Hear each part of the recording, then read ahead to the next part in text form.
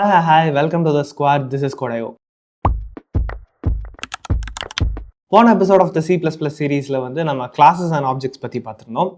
இந்த வீடியோவில் நம்ம இந்த கிளாஸ்க்குள்ளே எப்படி ஒரு ஃபங்க்ஷனை வந்து நம்ம டிஃபைன் பண்ணலாம் அப்படின்னு சொல்லிட்டு பார்க்க போகிறோம். ஓகேவா? ஸோ ஃபஸ்ட்டு போன வீடியோலேயே பார்த்துருந்த மாதிரி கிளாஸுக்குள்ளே இருக்கிற ஃபங்க்ஷன்ஸை வந்து நம்ம மெத்தட்ஸ் அப்படின்னு சொல்லுவோம். ஸோ ஒரு கிளாஸோ அல்லது ஒரு ஆப்ஜெக்டோ எடுத்தீங்க அப்படின்னா அதுக்குள்ளே ஆட்ரிபியூட்ஸ் அப்படிங்கிறது இருக்கும். ஸோ ஆட்ரிபியூட்ஸ் அப்படின்னா basically variables inside the class and also மெத்தட்ஸ்னு இருக்கும். மெத்தட்ஸ் அப்படின்னா functions inside the class. So இது ரெண்டுமே இருக்கும்னு பார்த்துருந்தோம். ஆட்ரிபியூட்ஸ் எப்படி பண்ணலான்னு பார்த்துட்டோம். இப்போ மெத்தட்ஸை எப்படி பண்ணலாம் அப்படின்னு சொல்லிட்டு பார்க்கலாம். ஸோ இப்போ நான் வந்து இதே ஃபங்க்ஷன் இதே ஃபைல்லே அப்படியே வந்து கண்டினியூ பண்ணிக்கிறேன். ஸோ இந்த ஃபங்க்ஷனை ஒரு கிளாஸ்க்குள்ளே நீங்கள் எழுதுறதுக்கு, அதாவது ஒரு மெத்தடை எழுதுறதுக்கு ரெண்டு டிஃப்ரெண்ட் வழி இருக்குது இதை நீங்கள் பண்ணுறதுக்கு. ஒன்று என்னது அப்படின்னா இன்சைட் த கிளாஸ். ஓகேவா? கிளாஸுக்குள்ளேயே நீங்கள் அந்த மெத்தடை டிஃபைன் பண்ணுறது. ஓகே, இப்போ ஒரு சிம்பிளான ஒரு எக்ஸாம்பிள்னா ஒரு வாய்ட் ஃபங்க்ஷன் நான் வந்து எழுதிக்கிறேன். இந்த ஃபங்க்ஷன் எதுவுமே ரிட்டர்ன் பண்ண போகிறது இல்லை. அண்ட் இதோட பேர் வந்து டிஸ்பிளே. ஓகேவா? அண்ட் இதையும் வந்து நம்ம வந்து இந்த உள்ளத்தள்ளியே வச்சுப்போம். ஸோ இதுவுமே வந்து பப்ளிக்கில் தான் இருக்க போகுது. அது உள்ளத்தள்ளி இருக்கணுங்கிறது ஒரு சாதாரண ஒரு இன்டென்டேஷன் தான். ஸோ அது ஒரு பார்க்குறதுக்கு அது ஒருங்கிணைந்த ஒரு இதாக இருக்கணுங்கிறதுக்காக தான். மற்றபடி இந்த பப்ளிக்னு போட்டு அதுக்குள்ளே என்ன எழுதுனீங்கனாலும் அது பப்ளிக்கில் தான் வரப்போகுது. சரியா? ஸோ இப்போ வாய்ட் டிஸ்பிளே அப்படின்னு போட்டுட்டு ஒரு நார்மல் ஃபங்க்ஷனை டிஃபைன் பண்ணுற மாதிரி தான் பண்ண போகிறோம். இது வந்து இன்புட் எதுவும் வாங்க வேணாம். இது என்ன பண்ண போகுது அப்படின்னா சிஓட் ஸ்டேட்மெண்ட்டில் நேம் அப்படின்னு போட்டுட்டு நேமை வந்து பிரிண்ட் பண்ண போகுது. அதே மாதிரி இங்கே ஒரு எண்டலையும் ஆட் பண்ணிக்கிறேன். சரியா? ரோல் நம்பர் அப்படின்னு போட்டுட்டு ரோல் நம்பரை பிரிண்ட் பண்ண போகுது. ஓகே, ஸோ இவ்வளோ தான் இது பண்ண போகுது. இப்போ நம்ம என்ன பண்ணியிருக்கோம், பேசிக்காக ஒரு ஃபங்க்ஷன் டெஃபினிஷன் எடுத்துகிட்டு அப்படியே அதை வந்து இந்த கிளாஸ்க்குள்ளே சொல்லியிருக்கோம். அவ்வளோதான். இப்போ வந்து இதை வந்து நான் கால் பண்ணுறேன். இந்த சிஅவுட் இந்த லைன் அப்படி தூக்கிட்டு கோம்ஸ் டாட் டிஸ்பிளே அப்படின்னு சொல்லிட்டு கொடுக்குறேன். எப்படி ஒரு நார்மலாக ஒரு வேரியபிள்ஸை வந்து எப்படி ஆக்சஸ் பண்ணுவீங்க, ஆப்ஜெக்ட் டாட் ஆட்ரிபியூட் அப்படின்னு போடுவோம் இல்லையா? ஸோ இங்கே அதே மாதிரி ஆப்ஜெக்ட் டாட் மெத்தட் அப்படின்னு சொல்லி போட்டிருக்கேன். இப்போ இதை ரன் பண்ணி பார்க்கலாம். மொதல் தடவை எப்போயுமே கொஞ்சம் இல்லையா அது கம்பேர் ஆகும். ஃபைன். நீங்கள் பார்த்தீங்க அப்படின்னா நேம் அப்படின்னு சொல்லிட்டு கோமதி நாயமேன் வந்துடுச்சு. ரோல் நம்பர் அப்படிங்கிறதுக்கு 1ன்னு வந்திருக்கு. அங்கே வந்து நான் ஒரு இது ஸ்பேஸ் அண்ட் இது ஆட் பண்ணிட்டேன் அப்படின்னா இன்னும் கொஞ்சம் கிளியராக இருக்கும். ஓகே, ஸோ இதுதான் வந்து அவுட்புட். இப்போ வந்து நம்ம என்ன பண்ணியிருக்கோம் அப்படின்னா ஒரு ஃபங்க்ஷன், ஒரு சிம்பிளான ஃபங்க்ஷன், இது வந்து அந்த ஆப்ஜெக்டில் இருக்கிற வேல்யூஸை டிஸ்பிளே பண்ணுது. ஓகேவா? ஸோ இப்போ பார்த்தீங்கன்னா இந்த கிளாஸுங்கிறது ஒரு ப்ளூ பிரிண்ட் மட்டும்தான். இதில் நம்ம ஒரு ஃபார்முலா தான் வச்சுருக்கோம். ஒரு ஃபார்முலானா ஒரு டெம்ப்ளேட் தான் வச்சுருக்கோம். அந்த சென்ஸ் ரோல் நம்பர் இருக்கும், நேம் இருக்கும் அப்படின்னு சொல்லிட்டு ஒரு டெம்ப்ளேட் தான் வச்சுருக்கோம். அண்ட் அந்த ஃபங்க்ஷன் வந்து என்ன பண்ணுது அப்படின்னா இந்த ரோல் நம்பரையும் நேமையும் வந்து பிரிண்ட் பண்ணுது. அவ்வளோதான். பட் இந்த கிளாஸ்க்குள்ளே ஏதாவது ஸ்டோராக இருக்கா அப்படின்னு சொல்லி கேட்டிங்கன்னா கிடையாது. கிளாஸ் வந்து ஒரு ப்ளூ பிரிண்ட் மட்டும்தான்.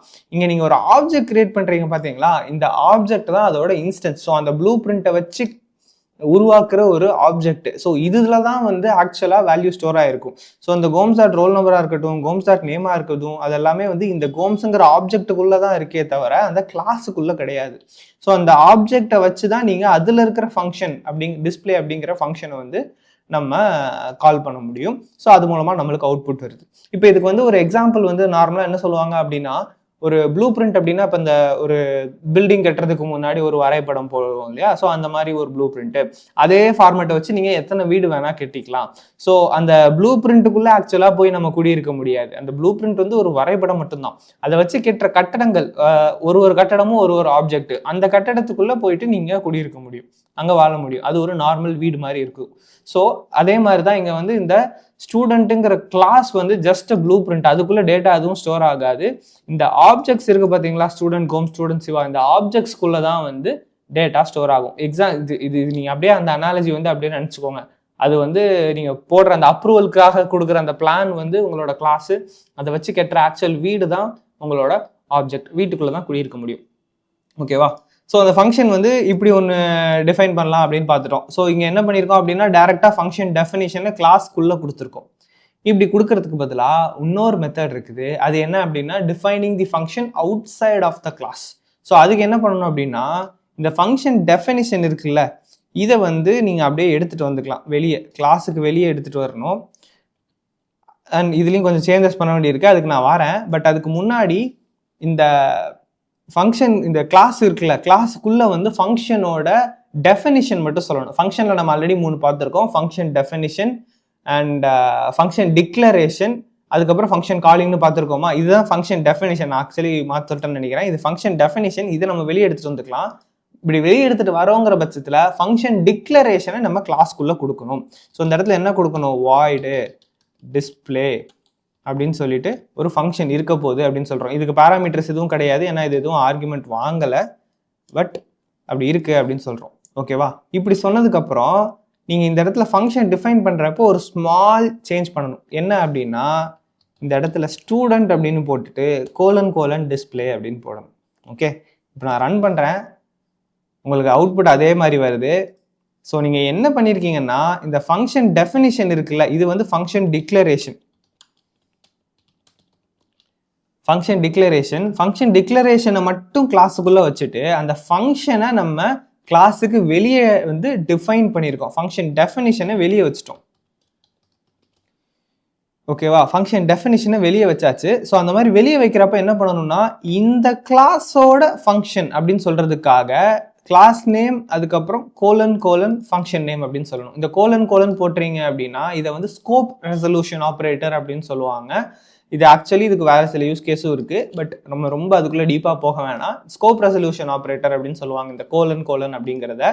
இதை வந்து நீங்கள் யூஸ் பண்ணி இந்த கிளாஸுக்குள்ளே இருக்கிற இந்த ஃபங்க்ஷன் அப்படின்னு வந்து நம்ம சொல்லணும். ஸோ அதுக்காக தான் ஸ்டூடெண்ட் கோலன் டிஸ்பிளே அப்படின்னு வந்து போட்டிருக்கோம். ஓகேவா? ஸோ இதுதான் வந்து ஃபங்க்ஷன் டெஃபினிஷனை வந்து வெளியே கொண்டு வர்றப்ப, கிளாஸுக்கு வெளியே கொண்டு வர்றப்ப டிக்ளரேஷன் நீங்கள் உள்ள பண்ணியாகணும். இது வந்து நம்ம ஆல்ரெடி வந்து என்ன பார்த்துருப்போம் அப்படின்னா, மெயின் ஃபங்க்ஷனுக்கு மேலே இது பண்ணுறதா இருந்தால் டிக்ளரேஷன் தேவையில்லை. பட் சப்போஸ் கீழே பண்ணுறோம் அப்படின்னா அதுக்கு நம்ம ஃபங்க்ஷன் டிக்ளரேஷன் ஒன்று வச்சாகணும்னு சொல்லி பார்த்துருப்போம் இல்லையா? ஸோ அதே மாதிரி கிளாஸுக்குள்ளேயே பண்ணுறீங்க அப்படின்னா ஃபங்க்ஷன் டிக்ளரேஷன் தேவையில்லை, டெஃபினிஷன் மட்டும் போதும். பட் கிளாஸுக்கு வெளியே நீங்கள் எழுதுறீங்க அப்படின்னா, இப்படி ஒரு ஃபங்க்ஷன் இருக்க போதுப்பா இந்த கிளாஸ்க்குள்ளே அப்படின்னு சொல்லி முன்னாடியே வந்து இன்ஃபார்ம் பண்ணணும். ஓகேவா? ஸோ இதுதான் வந்து இப்படி தான் வந்து 2 டைப்பாக அவங்களால ஃபங்க்ஷன்ஸை வந்து டிஃபைன் பண்ண முடியும். அண்ட் இது வந்து நார்மல் ஃபங்க்ஷன்ஸ்க்கு மட்டும்தான்னா எந்த மாதிரி ஃபங்க்ஷன் வேணால் நீங்கள் எழுதிக்கலாம். இப்போ இது வந்து ஒரு வாய்டு ஃபங்க்ஷனாக இருக்குது, இது வாய்டு ஃபங்க்ஷனாக இல்லாமல் ஒரு இன்ட் ஃபங்க்ஷனாக கூட இருக்கலாம். ஸோ இப்போ வந்து நான் இன்ட் டிஸ்பிளே அப்படின்னு சொல்லி மாற்றுறேன். அண்ட் இதை எல்லாத்தையும் பிரிண்ட் பண்ணிவிட்டு கடைசியில் எனக்கு வந்து ரிட்டர்ன் 1 கொடுக்குறேன். ஓகேவா? ஸோ இதை வந்து நான் இங்கே ஒரு அவுட்புட்டில் கூட வைக்கலாம். ஓகே, ஒரு சிஓத் ஸ்டேட்மெண்ட்டில் கூட வைக்கலாம். அப்படி பார்த்தீங்கன்னா இங்கே 11 வருது, ஏன்னா அங்கே வந்து ஒரு எண்டல் ஆட் பண்ணலை இந்த ரோல் நம்பருக்கு அப்புறம். ஓகே, ஸோ இங்கே ஆட் பண்ணிட்டேன்னா இப்போ பார்த்தீங்கன்னா அடுத்த லைனில் 1 அப்படின்னு சொல்லிட்டு வருது. ஸோ நார்மலாக எந்த மாதிரிலாம் ஃபங்க்ஷன் வைக்க முடியுமோ எல்லாமே வைக்க முடியும். வாய்ட் ஃபங்க்ஷன் தான் வைக்கணும் அப்படின்னு கட்டாயம் கிடையாது. இன்ட் ஃபங்க்ஷன் வச்சுக்கலாம், ஃப்ளோட் ஃபங்க்ஷன் வச்சுக்கலாம், என்ன வேணால் வச்சுக்கலாம். அண்ட் ஆல்சோ இது ஒரு ஆர்குமெண்ட் வாங்குற மாதிரியும் வைக்கலாம்.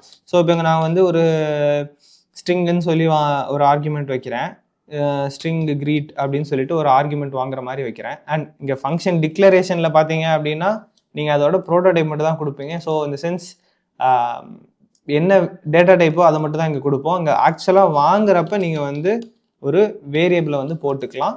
அண்ட் ஸ்ட்ரிங் ஆல்ரெடி இன்க்ளூட் பண்ணிட்டோமா. ஸோ ஃபஸ்ட்டு வந்து இந்த நேமுக்கு முன்னாடி நான் அந்த நேமுக்கு பதிலாகவே போட்டுக்கிறேனே, நேமுக்கு பதிலாக இந்த கிரீட் அப்படிங்கிற இதை போட்டுக்கிறேன். ஓகேவா? ஸோ இப்போ இங்கே கால் பண்ணுறப்ப நான் இங்கே வந்து ஒரு ஸ்ட்ரிங்கை பாஸ் பண்ணணும். ஹலோ அப்படின்னு ஒரு ஸ்ட்ரிங்கை பாஸ் பண்ணுறேன். பார்த்தீங்க அப்படின்னா ஹலோ கோமந்தகம் அப்படின்னு சொல்லிட்டு வருது. ஓகேவா? ஸோ இதுவும் வந்து இஸ் கம்ப்ளீட்லி ஃபைன். இந்த மாதிரி நீங்கள் ஆர்குமெண்ட்ஸ் வாங்கி, அதாவது பேராமீட்டர்ஸ் வாங்கியும் உங்களால் ஃபங்க்ஷன் எழுத முடியும். பேராமீட்டர்ஸ் இல்லாமல் பிளெயின் ஃபங்க்ஷன்ஸாகவும் எழுத முடியும். Int function, void function, any function எழுதிக்கலாம். அதிலலாம் எந்த ரெஸ்ட்ரிக்ஷன்ஸும் கிடையாது.